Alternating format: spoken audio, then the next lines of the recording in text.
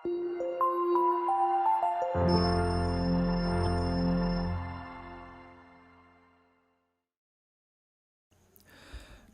ಸ್ನೇಹಿತರೆ, ಅಮೋಘ ವರ್ಷ ಕೋಚಿಂಗ್ ಸೆಂಟರ್ ಯೂಟ್ಯೂಬ್ ಚಾನಲ್ಗೆ ನಿಮಗೆಲ್ಲ ಸ್ವಾಗತ.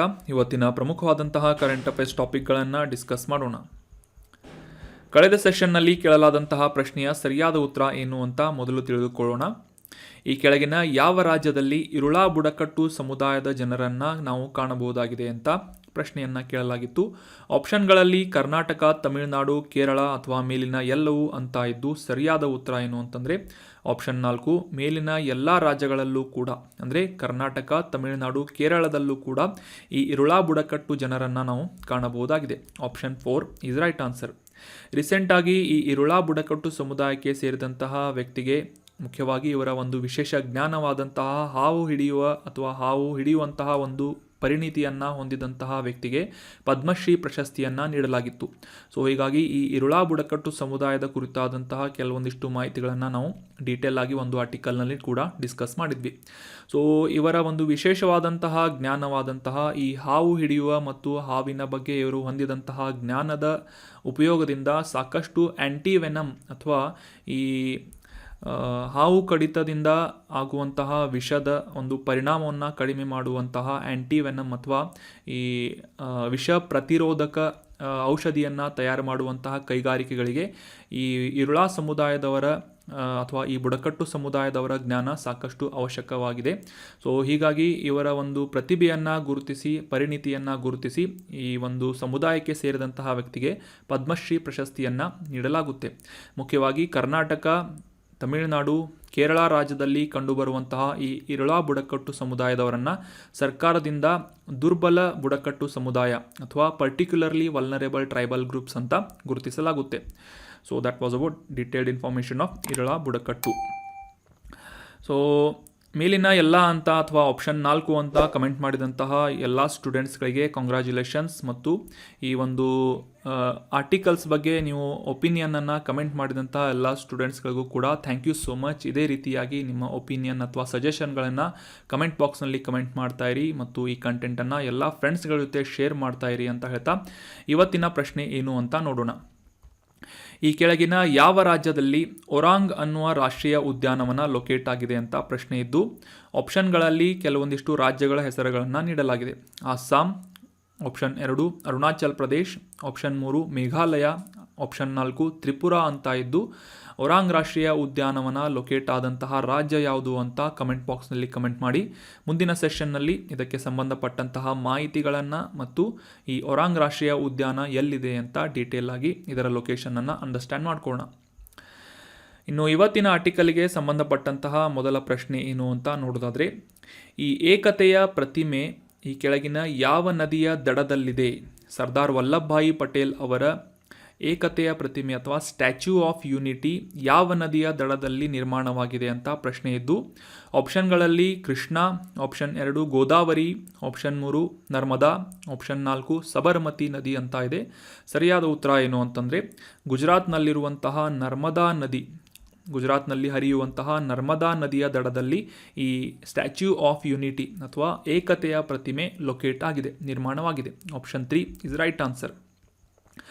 ರೀಸೆಂಟಾಗಿ ಈ ಸ್ಟ್ಯಾಚ್ಯೂ ಆಫ್ ಯೂನಿಟಿ ನ್ಯೂಸ್ನಲ್ಲಿ ಯಾಕೆ ಇತ್ತು ಅಂತ ಕಾಂಟೆಕ್ಸ್ಟನ್ನು ಅರ್ಥ ಮಾಡ್ಕೊಳ್ಳೋದಾದರೆ, ಈ statue of unity area development and tourism governance authority ಅನ್ನುವ ಈ ಒಂದು ಸಂಸ್ಥೆಯಿಂದ ಈ ಸ್ಟ್ಯಾಚ್ಯೂ ಆಫ್ ಯೂನಿಟಿ ಅಥವಾ ಈ ಒಂದು ಏಕತೆಯ ಪ್ರತಿಮೆಯ ಸುತ್ತಮುತ್ತಲೂ ಈ ಪ್ರವಾಸೋದ್ಯಮವನ್ನು ಉತ್ತೇಜಿಸುವಂತಹ ನಿಟ್ಟಿನಲ್ಲಿ ಹೆಲಿಕಾಪ್ಟರ್ ರೈಡ್ ಅಥವಾ ಹೆಲಿಕಾಪ್ಟರ್ಗಳ ಮೂಲಕ ಒಂದು ಪರಿಸರವನ್ನು ವೀಕ್ಷಿಸುವಂತಹ ಒಂದು ವ್ಯವಸ್ಥೆಯನ್ನು ನಡೆಸುವಂತಹ ಒಂದು ಟೆಂಡರನ್ನು ಕೋರಲಾಗಿದೆ ಅಂತ ನ್ಯೂಸ್ನಲ್ಲಿ ಪಬ್ಲಿಷ್ ಆಗಿತ್ತು.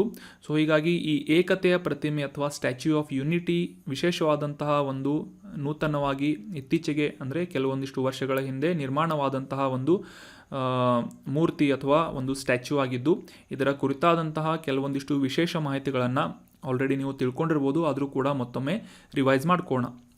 ಭಾರತದ ಉಕ್ಕಿನ ಮನುಷ್ಯ ಅಂತ ಪ್ರಸಿದ್ಧಿಯಾದಂತಹ ಸರ್ದಾರ್ ವಲ್ಲಭಭಾಯಿ ಪಟೇಲ್ ಅವರ ಗೌರವಾರ್ಥವಾಗಿ ಈ ಸ್ಟ್ಯಾಚ್ಯೂ ಆಫ್ ಯೂನಿಟಿ ಏಕತೆಯ ಪ್ರತಿಮೆಯನ್ನು ಗುಜರಾತ್ನಲ್ಲಿ ನರ್ಮದಾ ನದಿಯ ದಡದಲ್ಲಿ ನಿರ್ಮಾಣ ಮಾಡಲಾಗಿದೆ. ಸೊ ಈ ನರ್ಮದಾ ನದಿಯ ಅಣೆಕಟ್ಟಿನ ಮೇಲಿನ ಒಂದು ಸಾಧು ಬೇಟ್ ಅನ್ನುವ ನದಿಯಲ್ಲಿರುವಂತಹ ದ್ವೀಪದಲ್ಲಿ ಈ ಒಂದು ಏಕತೆಯ ಪ್ರತಿಮೆಯನ್ನು ನಿರ್ಮಾಣ ಮಾಡಲಾಗಿದ್ದು, ಸೊ ಇದರ ಒಂದು ಹೈಟನ್ನು ಅಥವಾ ಎತ್ತರವನ್ನು ತಿಳಿದುಕೊಳ್ಳೋದಾದರೆ ಜಗತ್ತಿನಲ್ಲಿ ಅತಿ ಎತ್ತರವಾದಂತಹ ಒಂದು ಪ್ರತಿಮೆ ಅಂತ ಗುರುತಿಸಿಕೊಳ್ಳುವಂತಹ ಈ ಏಕತೆಯ ಪ್ರತಿಮೆ 182 ಮೀಟರ್ ಎತ್ತರದ ಪ್ರತಿಮೆಯಾಗಿದೆ. ಸೊ ಈ ಚೀನಾದಲ್ಲಿರುವಂತಹ ಸ್ಪ್ರಿಂಗ್ ಟೆಂಪಲ್ ಬುದ್ಧನ ಎತ್ತರ 177 ಅಡಿ ಇದ್ದು, ಈ ಭಾರತದ ಅಥವಾ ಗುಜರಾತ್ನಲ್ಲಿರುವಂತಹ ಏಕತೆಯ ಪ್ರತಿಮೆ 182 ಮೀಟರ್ ಎತ್ತರವನ್ನು ಹೊಂದಿದೆ ಅಂತ ಗುರುತಿಸಲಾಗುತ್ತೆ. ಜಗತ್ತಿನಲ್ಲಿ ಅತಿ ಎತ್ತರದ ಪ್ರತಿಮೆ ಅಂತ ಕೂಡ ಈ ಒಂದು ಏಕತೆಯ ಪ್ರತಿಮೆಯನ್ನು ಗುರುತಿಸಲಾಗುತ್ತದೆ. ಸೊ ಭಾರತದ ಕಂಪನಿಗಳಾದಂತಹ ಲಾರ್ಸೆನ್ ಆ್ಯಂಡ್ ಟರ್ಬೋ ಮತ್ತು ಈ ಒಂದು ಪದ್ಮಭೂಷಣ ವಿಜೇತ ಶಿಲ್ಪಿ ರಾಮ್ ವಿ ಸುತಾರ್ ಅವರಿಂದ ವಿನ್ಯಾಸಗೊಳಿಸಲಾದಂತಹ ಪ್ರತಿಮೆ ಈ ಏಕತೆಯ ಪ್ರತಿಮೆಯಾಗಿದೆ. ಸೊ ಇನ್ನು ಈ ಏಕತೆಯ ಪ್ರತಿಮೆ ಸರ್ದಾರ್ ವಲ್ಲಭಭಾಯಿ ಪಟೇಲ್ ಅವರ ಒಂದು ಮೂರ್ತಿಯಾಗಿದೆ ಅಂತ ನಾವು ತಿಳ್ಕೊಂಡ್ವಿ. ಸೊ ಹೀಗಾಗಿ ಸರ್ದಾರ್ ವಲ್ಲಭಭಾಯಿ ಪಟೇಲ್ ಅವರ ಕುರಿತಾದಂತಹ ಹಿಸ್ಟೋರಿಕಲ್ ಕೆಲವೊಂದಿಷ್ಟು ಪ್ರಮುಖ ಮಾಹಿತಿಗಳನ್ನು ಈ ಒಂದು ಆರ್ಟಿಕಲ್ನಲ್ಲಿ ಡಿಸ್ಕಸ್ ಮಾಡೋಣ. ಸೊ ಭಾರತದ ಸ್ವತಂತ್ರ ಹೋರಾಟದಲ್ಲಿ ಪ್ರಮುಖ ಪಾತ್ರವನ್ನು ವಹಿಸಿದಂತಹ ಸರ್ದಾರ್ ವಲ್ಲಭಭಾಯಿ ಪಟೇಲ್ ಅವರು ಮುಖ್ಯವಾಗಿ 1923ರಲ್ಲಿ ನಾಗ್ಪುರದಲ್ಲಿ ಪಟೇಲ್ ಅವರು ಸತ್ಯಾಗ್ರಹ ಚಳುವಳಿಯನ್ನು ನಡೆಸ್ತಾರೆ. ಮುಖ್ಯವಾಗಿ ಈ ಭಾರತದ ಧ್ವಜವನ್ನು ಹಾರಿಸುವುದಕ್ಕೆ ನಿಷೇಧ ಮಾಡಿದಂತಹ ಬ್ರಿಟಿಷರ ಕಾನೂನಿನ ವಿರುದ್ಧ ಈ ಒಂದು ನಾಗ್ಪುರದಲ್ಲಿ ಸತ್ಯಾಗ್ರಹವನ್ನು ಮಾಡ್ತಾರೆ. ಅದೇ ರೀತಿಯಾಗಿ ಸರ್ದಾರ್ ವಲ್ಲಭಭಾಯಿ ಪಟೇಲ್ ಅವರಿಗೆ ಸರ್ದಾರ್ ಅನ್ನುವ ಒಂದು ಬಿರುದನ್ನು ತಂದುಕೊಟ್ಟಂತಹ ಪ್ರಸಿದ್ಧವಾದಂತಹ ಒಂದು ಅಭಿಯಾನ ಅಥವಾ ಒಂದು ಚಳುವಳಿ ಯಾವುದು ಅಂತಂದರೆ ಬಾರ್ಡೋಲಿ ಸತ್ಯಾಗ್ರಹ ಆಗಿದೆ. 1928ರಲ್ಲಿ ವೆರಿ ಇಂಪಾರ್ಟೆಂಟ್ ನೆನ್ಪಿಟ್ಕೊಳ್ಳಿ, 1928ರಲ್ಲಿ ಸರ್ದಾರ್ ವಲ್ಲಭಭಾಯಿ ಪಟೇಲ್ ಅವರು ಬಾರ್ಡೋಲಿಯಲ್ಲಿ ಈ ರೈತರಿಗೆ ಅಥವಾ ಭೂಮಾಲೀಕರಿಂದ ವಿಧಿಸಲಾದಂತಹ ಒಂದು ಈ ತೆರಿಗೆಗಳ ವಿರುದ್ಧ ಹೆಚ್ಚಿನ ತೆರಿಗೆಯ ವಿರುದ್ಧ ಪ್ರತಿರೋಧವನ್ನು ಸೂಚಿಸುವಂತಹ ಒಂದು ಸತ್ಯಾಗ್ರಹವನ್ನು ನಡೆಸ್ತಾರೆ. ಅದು ಬಾರ್ಡೋಲಿ ಅನ್ನುವ ಒಂದು ನಗರದಲ್ಲಿ ಆಯೋಜನೆ ಮಾಡಲಾದಂತಹ ಒಂದು ಸತ್ಯಾಗ್ರಹವಾಗಿದ್ದರಿಂದ ಬಾರ್ಡೋಲಿ ಸತ್ಯಾಗ್ರಹ ಅಂತ ಪ್ರಸಿದ್ಧವಾಗಿದೆ. ಸೊ ಈ ಬಾರ್ಡೋಲಿ ಸತ್ಯಾಗ್ರಹದಲ್ಲಿ ಸರ್ದಾರ್ ವಲ್ಲಭಭಾಯಿ ಪಟೇಲ್ ಅವರು ವಹಿಸಿದಂತಹ ಒಂದು ಸಮರ್ಥ ನಾಯಕತ್ವದ ಗುಣವನ್ನು ಗುರುತಿಸಿ ಜನರು ಅವರಿಗೆ ಸರ್ದಾರ್ ಅಥವಾ ನಾಯಕ ಎಂಬ ಬಿರುದನ್ನು ನೀಡ್ತಾರೆ. ಸೊ ಈ ವಲ್ಲಭಭಾಯಿ ಪಟೇಲ್ ಅವರಿಗೆ ಸರ್ದಾರ್ ಅಂತ ಬಿರುದನ್ನು ತಂದುಕೊಟ್ಟಂತಹ ಒಂದು ಚಳುವಳಿ ಅಥವಾ ಸತ್ಯಾಗ್ರಹ ಯಾವುದು ಅಂತಂದರೆ 1928ರ ಬಾರ್ದೋಲಿ ಸತ್ಯಾಗ್ರಹ ಆಗಿದೆ. ನೆನ್ಪಿಟ್ಕೊಳ್ಳಿ, ನೋಟ್ ಮಾಡಿ ಇಟ್ಕೊಳ್ಳಿ. ಭಾರತದ ಸ್ವತಂತ್ರ ನಂತರ ಅಂದರೆ 1947ರಿಂದ 1950ರವರೆಗೆ ಭಾರತದ ಮೊದಲ ಉಪ ಪ್ರಧಾನಿ ಮತ್ತು ಗೃಹ ಸಚಿವರಾಗಿ ಕೂಡ ಸರ್ದಾರ್ ವಲ್ಲಭಭಾಯಿ ಪಟೇಲ್ ಅವರು ಸೇವೆಯನ್ನು ಸಲ್ಲಿಸ್ತಾರೆ. ಭಾರತದ ಒಂದು ಒಕ್ಕೂಟಕ್ಕೆ ಈ ಮುಂಚೆ ಇದ್ದಂತಹ ಸ್ವತಂತ್ರ ಪೂರ್ವದಲ್ಲಿದ್ದಂತಹ ರಾಜರ ಆಳ್ವಿಕೆಯಲ್ಲಿದ್ದಂತಹ ರಾಜ್ಯಗಳ ಶಾಂತಿಯುತವಾದಂತಹ ಏಕೀಕರಣವನ್ನು ಮಾಡಿಸುವುದು ಮತ್ತು ಭಾರತದ ರಾಜಕೀಯ ಏಕೀಕರಣವನ್ನು ಮಾಡುವಂತಹ ಒಂದು ಸೇವೆಯಲ್ಲಿ ಅಥವಾ ಒಂದು ಕಾರ್ಯದಲ್ಲಿ ಪ್ರಮುಖವಾದಂತಹ ಪಾತ್ರವನ್ನು ವಹಿಸಿದಂತಹ ವಲ್ಲಭಭಾಯಿ ಪಟೇಲ್ ಅವರಿಗೆ ಭಾರತದ ಉಕ್ಕಿನ ಮನುಷ್ಯ ಅಂತ ಕೂಡ ಗುರುತಿಸಲಾಗುತ್ತೆ. ಸೊ ಹೀಗಾಗಿ ಇವರ ಹೆಸರಿನಲ್ಲಿ ಸ್ಟ್ಯಾಚ್ಯೂ ಆಫ್ ಯೂನಿಟಿಯನ್ನು ಇತ್ತೀಚೆಗೆ ಅಥವಾ ಕೆಲವೊಂದಿಷ್ಟು ವರ್ಷಗಳ ಹಿಂದೆ ಯಾವ ವರ್ಷದಲ್ಲಿ ಅಂತ ಕಮೆಂಟ್ ಬಾಕ್ಸ್ನಲ್ಲಿ ಕಮೆಂಟ್ ಮಾಡಿ, ನನಗೆ ನೆನಪು ಬರ್ತಾ ಇಲ್ಲ. ಸೊ ಈ ಒಂದು ಸರ್ದಾರ್ ವಲ್ಲಭಭಾಯಿ ಪಟೇಲ್ ಅವರ ಮೂರ್ತಿಯನ್ನು ನರ್ಮದಾ ನದಿಯ ದಡದಲ್ಲಿ ಗುಜರಾತ್ನಲ್ಲಿ ನಿರ್ಮಾಣ ಮಾಡಲಾಗುತ್ತೆ. So that was about detailed information of statue of unity. ಇನ್ನು ಮುಂದಿನ ಆರ್ಟಿಕಲ್ಗೆ ಸಂಬಂಧಪಟ್ಟಂತಹ ಪ್ರಶ್ನೆ ಏನು ಅಂತ ನೋಡೋದಾದರೆ, ಆಫ್ರಿಕಾ ಖಂಡದಲ್ಲಿರುವಂತಹ ಪ್ರಸಿದ್ಧ ವಿಕ್ಟೋರಿಯಾ ಸರೋವರ, ಈ ಒಂದು ಸರೋವರದೊಂದಿಗೆ ಈ ಕೆಳಗಿನ ಯಾವ ದೇಶ ಗಡಿಯನ್ನು ಹಂಚಿಕೊಳ್ಳುವುದಿಲ್ಲ ಅಂತ ಗುರುತಿಸಬೇಕಾಗಿದ್ದು, ಆಪ್ಷನ್ಗಳಲ್ಲಿ ಯುಗಾಂಡ, ಆಪ್ಷನ್ 2 ತಾಂಜೇನಿಯಾ, ಆಪ್ಷನ್ 3 ಕೀನ್ಯಾ ಅಥವಾ ಆಪ್ಷನ್ 4 ಸುಮಾಲಿಯಾ ಅಂತ ಇದೆ.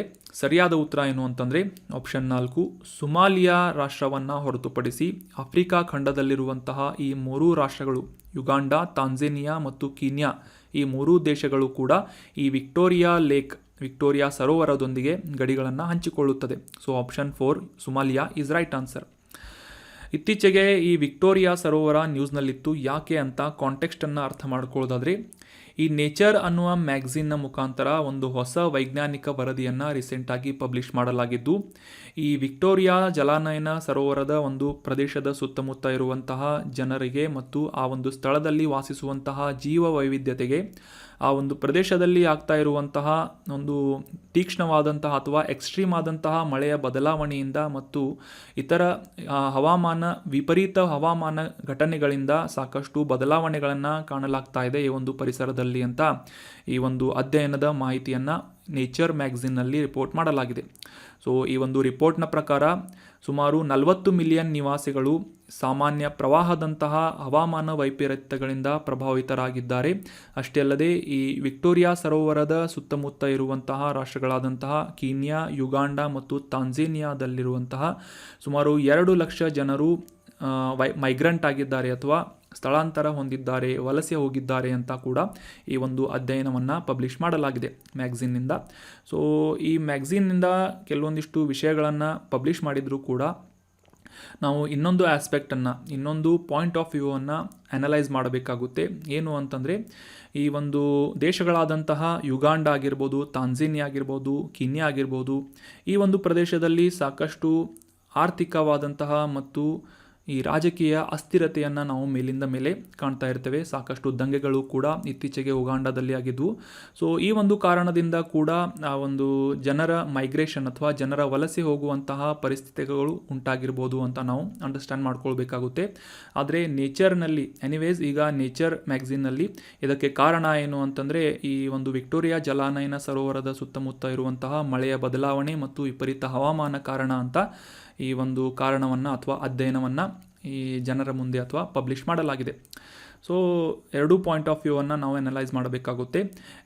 ಈಗ examination point of view Victoria ಸರೋವರ ನ್ಯೂಸ್ನಲ್ಲಿರುವುದರಿಂದ ಇದಕ್ಕೆ ಸಂಬಂಧಪಟ್ಟಂತಹ ಕೆಲವೊಂದಿಷ್ಟು ಪ್ರಮುಖ ಫ್ಯಾಕ್ಟ್ಸ್ಗಳನ್ನು ಈಗ ಅಂಡರ್ಸ್ಟ್ಯಾಂಡ್ ಮಾಡ್ಕೊಳ್ಳೋಣ.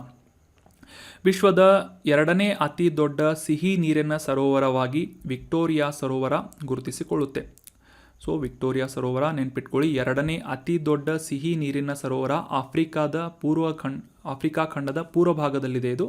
ಸೊ ಇನ್ನು ಈ ವಿಶ್ವದ ಅತಿ ದೊಡ್ಡ ಸಿಹಿ ನೀರಿನ ಸರೋವರ ಯಾವುದು ಅಂತಂದರೆ ಉತ್ತರ ಅಮೆರಿಕಾ ಖಂಡದಲ್ಲಿರುವಂತಹ ಸರೋವರ ಆಗಿದೆ. ಯಾವುದು ಅಂತ ಕಮೆಂಟ್ ಬಾಕ್ಸ್ನಲ್ಲಿ ಕಮೆಂಟ್ ಮಾಡಬೇಕು.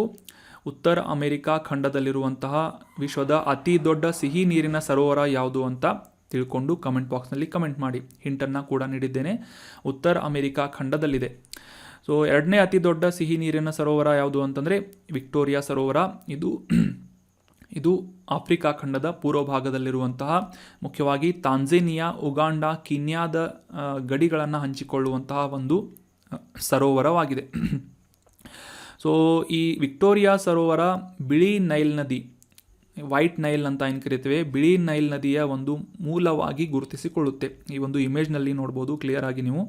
ಈ ಒಂದು ಉಗಾಂಡ, ಕೆನ್ಯಾ ಮತ್ತು ತಾಂಜೇನಿಯಾ ರಾಷ್ಟ್ರಗಳೊಂದಿಗೆ ಗಡಿಯನ್ನು ಹಂಚಿಕೊಳ್ಳುವಂತಹ ಈ ವಿಕ್ಟೋರಿಯಾ ಲೇಕ್ನ ಮೂಲಕ ಅಥವಾ ಇದರ ಒಂದು ಮೂಲವನ್ನು ಹೊಂದಿಕೊಂಡು ವೈಟ್ ನೈಲ್ ರಿವರ್ ಅಥವಾ ಈ ಬಿಳಿ ನೈಲ್ ನದಿ ಏನಿದೆ ಇದರ ಒಂದು ಮೂಲವನ್ನು ಹೊಂದಿದೆ. ಅಂದರೆ ಬಿಳಿ ನೈಲ್ ನದಿ ಎಲ್ಲಿ ಹುಟ್ಟುತ್ತೆ ಅಂತಂದರೆ ವಿಕ್ಟೋರಿಯಾ ಲೇಕ್ ವಿಕ್ಟೋರಿಯಾ ಸರೋವರದಲ್ಲಿ ಹುಟ್ಟುತ್ತೆ.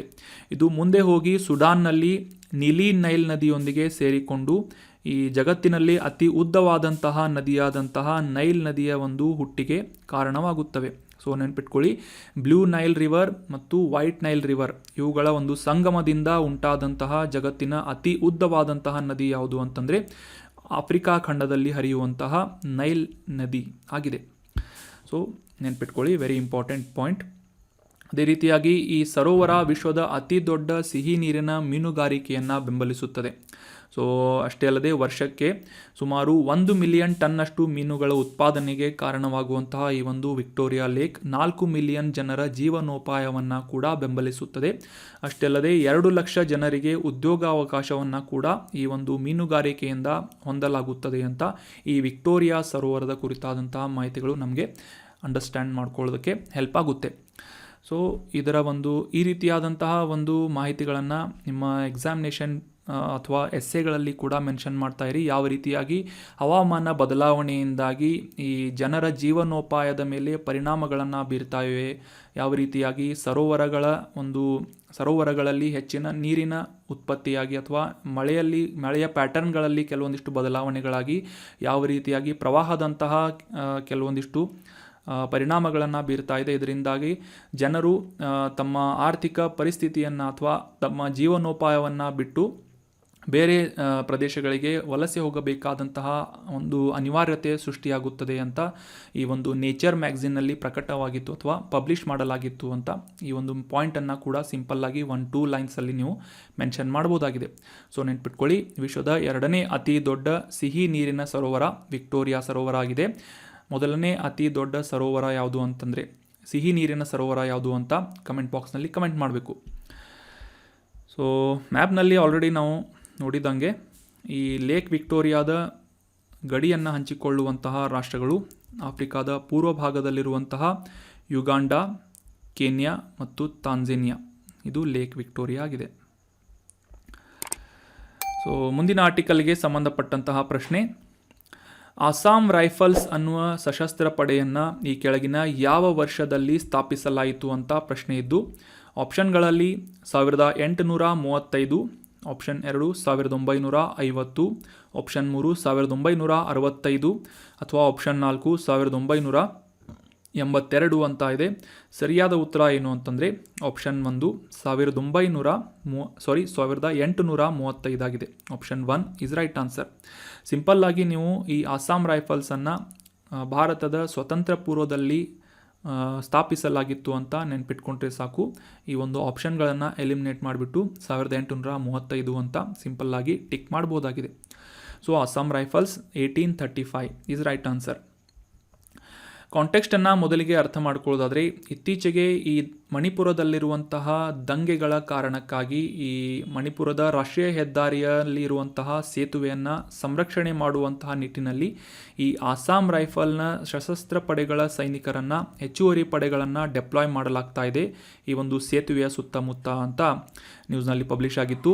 ಸೊ ಹೀಗಾಗಿ ಈ ಅಸ್ಸಾಂ ರೈಫಲ್ಸ್ ಕುರಿತಾದಂತಹ ಕೆಲವೊಂದಿಷ್ಟು ಪ್ರಮುಖ ಮಾಹಿತಿಗಳು ನಮಗೆ examination point of view important ಆಗುತ್ತೆ. ಎಕ್ಸಾಮ್ನಲ್ಲಿ ಕೇಳ್ಬೋದು.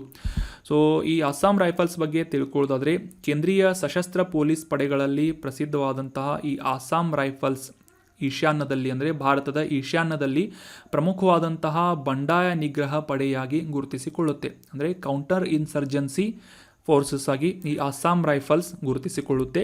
ಸೊ ಇದಕ್ಕೆ ಸಂಬಂಧಪಟ್ಟಂತಹ ಹೆಚ್ಚಿನ ಮಾಹಿತಿಗಳನ್ನು ತಿಳ್ಕೊಳ್ಳೋದಾದರೆ, ಭಾರತೀಯ ಸೇನೆಯೊಂದಿಗೆ ಸಹಾಯ ಮಾಡುವಂತಹ ಪ್ಯಾರಾಮಿಲಿಟರಿ ಫೋರ್ಸ್ ಆದಂತಹ ಈ ಅಸ್ಸಾಂ ರೈಫಲ್ಸ್ ಮುಖ್ಯವಾಗಿ ಈ ಒಂದು ಭಾರತದ ಈಶಾನ್ಯ ಭಾಗದಲ್ಲಿ ಕಾನೂನು ಮತ್ತು ಸುವ್ಯವಸ್ಥೆಯನ್ನು ಕಾಪಾಡುವಂತಹ ನಿಟ್ಟಿನಲ್ಲಿ ಸಹಾಯ ಮಾಡುವಂತಹ ಮತ್ತು ಈ ಭಾರತ ಮತ್ತು ಮ್ಯಾನ್ಮಾರ್ಗಳ ನಡುವಿನ ಒಂದು ಗಡಿಯನ್ನು ರಕ್ಷಣೆ ಮಾಡುವಂತಹ ಒಂದು ಕೆಲಸವನ್ನು ಅಥವಾ ಕಾರ್ಯವನ್ನು ನಿರ್ವಹಿಸುತ್ತದೆ. ಸೊ ಇದನ್ನು ಸೆಂಟಿನೆಲ್ಸ್ ಆಫ್ ನಾರ್ತ್ ಈಸ್ಟ್ ಅಂತ ಕೂಡ ಕರೆಯಲಾಗುತ್ತೆ. ಈಶಾನ್ಯದ ಸೆಂಟಿನೆಲ್ಸ್ ಅಂತ ಕೂಡ ಈ ಅಸ್ಸಾಂ ರೈಫಲ್ಸನ್ನು ಕರೆಯಲಾಗುತ್ತೆ. ಇವರ ಮೋಟೋ ಅಥವಾ ಧ್ಯೇಯ ವಾಕ್ಯವನ್ನು ನೋಡೋದಾದರೆ, ಇವರನ್ನ friends of the hill people ಅಥವಾ ಬೆಟ್ಟದ ಜನರ ಸ್ನೇಹಿತರು ಅಂತ ಈ ಅಸ್ಸಾಂ ರೈಫಲ್ಸ್ಗಳ ಮೋಟೋ ಆಗಿದೆ.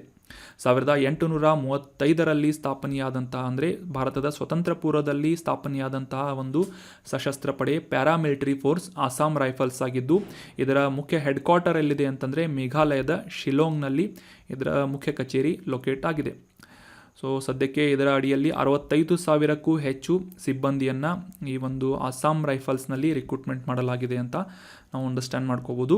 ಸೊ ಅಷ್ಟೇ ಅಲ್ಲದೆ ಆ್ಯನ್ಯುವಲ್ ಬಜೆಟ್ ಪ್ರತಿ ವರ್ಷಕ್ಕೆ ಸುಮಾರು 6,658 ಕೋಟಿ ರೂಪಾಯಿಗಳಷ್ಟು ಬಜೆಟನ್ನು ಕೂಡ ಈ ಅಸ್ಸಾಂ ರೈಫಲ್ಸ್ಗೆ ಒಂದು ಅಲೋಕೇಟ್ ಮಾಡಲಾಗುತ್ತದೆ. ಇನ್ನು ಮುಂದಿನ ಆರ್ಟಿಕಲ್ಗೆ ಸಂಬಂಧಪಟ್ಟಂತಹ ಪ್ರಶ್ನೆ, ಈ ಗಂಗೋತ್ರಿ ಹಿಮನದಿ ಎಲ್ಲಿದೆ, ಗಂಗೋತ್ರಿ ಗ್ಲೇಷಿಯರ್ ಎಲ್ಲಿದೆ ಅಂತ ಪ್ರಶ್ನೆ ಇದೆ. ಆಪ್ಷನ್ಗಳಲ್ಲಿ ಯಾವ ರಾಜ್ಯ ಅಂತ ಗುರುತಿಸಬೇಕಾಗಿದ್ದು, option 1 Himachal Pradesh, option 2 Uttarakhand, option 3 Arunachal Pradesh ಅಥವಾ ಆಪ್ಷನ್ 4 ಲದಾಖ್ ಅಂತ ಇದ್ದು, ಸರಿಯಾದ ಉತ್ತರ ಏನು ಅಂತ ತಿಳ್ಕೊಳ್ಳೋದಾದರೆ ಆಪ್ಷನ್ 2 ಉತ್ತರಾಖಂಡ್ ರಾಜ್ಯದಲ್ಲಿ ಈ ಗಂಗೋತ್ರಿ ಗ್ಲೇಷಿಯರ್ಸ್, ಗಂಗೋತ್ರಿ ಹಿಮನದಿ ಲೊಕೇಟ್ ಆಗಿದೆ. ಇದನ್ನು ಗಂಗಾ ನದಿಯ ಉಗಮ ಸ್ಥಾನ ಅಂತ ಕೂಡ ನಾವು ಗುರುತಿಸ್ತೇವೆ. ಉತ್ತರಾಖಂಡದಲ್ಲಿ ಗಂಗೋತ್ರಿ ಹಿಮನದಿ ಇದೆ ಅಂತ ನೆನ್ಪಿಟ್ಕೊಳ್ಳಿ, ನೋಟ್ ಮಾಡಿ ಇಟ್ಕೊಳ್ಳಿ. ಇನ್ನು ಈ ಒಂದು ಗಂಗೋತ್ರಿ ರಾಷ್ಟ್ರೀಯ ಉದ್ಯಾನವನ ರೀಸೆಂಟಾಗಿ ನ್ಯೂಸ್ನಲ್ಲಿತ್ತು. ಯಾಕೆ ಅಂತ ಕಾಂಟೆಕ್ಸ್ಟನ್ನು ಅರ್ಥ ಮಾಡ್ಕೊಳ್ಳೋದಾದರೆ, ಈ line of actual control, Bharat ಮತ್ತು ಚೀನಾದ ಗಡಿಯನ್ನು ನಾವು ಲೈನ್ ಆಫ್ ಆ್ಯಕ್ಚುಯಲ್ ಕಂಟ್ರೋಲ್ ಅಥವಾ LAC ಅಂತ ಕರೆಯುತ್ತೇವೆ.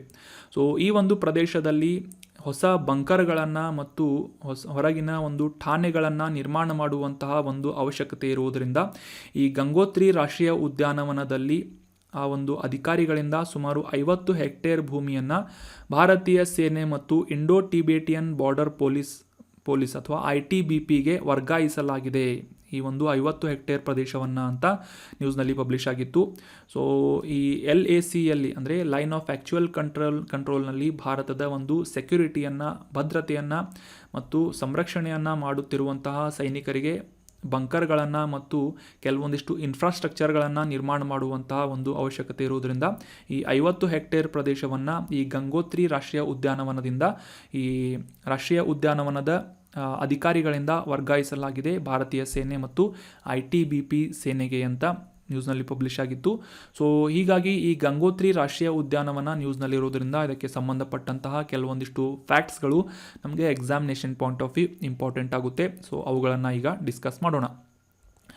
ಕೇದಾರ್ನಾಥ್ ರಾಷ್ಟ್ರೀಯ ವನ್ಯಜೀವಿ ಅಭಯಾರಣ್ಯ ಮತ್ತು ಗೋವಿಂದ ರಾಷ್ಟ್ರೀಯ ಉದ್ಯಾನವನದಿಂದ ಸುತ್ತುವರಿದಂತಹ ಒಂದು ಗಡಿಗಳನ್ನು ಶೇರ್ ಮಾಡಿಕೊಳ್ಳುವಂತಹ ಒಂದು ಉದ್ಯಾನವನ ಉತ್ತರಾಖಂಡದ ಗಂಗೋತ್ರಿ ರಾಷ್ಟ್ರೀಯ ಉದ್ಯಾನವನ ಆಗಿದೆ. 2390 ಚದರ ಕಿಲೋಮೀಟರ್ ವಿಸ್ತೀರ್ಣವನ್ನು ಹೊಂದಿದಂತಹ ದೇಶದ ಅತ್ಯಂತ ಪರ್ವತ ಭಾಗದಲ್ಲಿ ವ್ಯಾಪಿಸಿದಂತಹ ಒಂದು ಉದ್ಯಾನವನ ಗಂಗೋತ್ರಿ ರಾಷ್ಟ್ರೀಯ ಉದ್ಯಾನವನ ಆಗಿದೆ.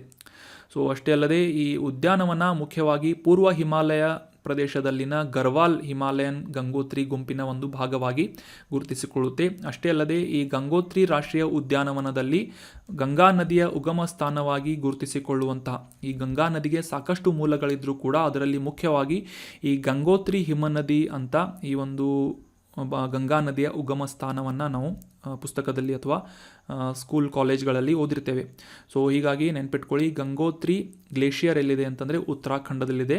ಸೊ ಇದೇ ಒಂದು ಹಿಮನದಿ ಗಂಗಾ ನದಿಯ ಪ್ರಾಥಮಿಕ ಮೂಲಗಳಲ್ಲಿ ಅಥವಾ ಈ ಒಂದು ಹುಟ್ಟಿನ ಒಂದು ಉಗಮ ಸ್ಥಾನಗಳಲ್ಲಿ ಒಂದಾಗಿದೆ ಅಂತ ನಾವು ಮೇಲಿಂದ ಮೇಲೆ ನೋಡ್ತಾ ಇರ್ತೇವೆ.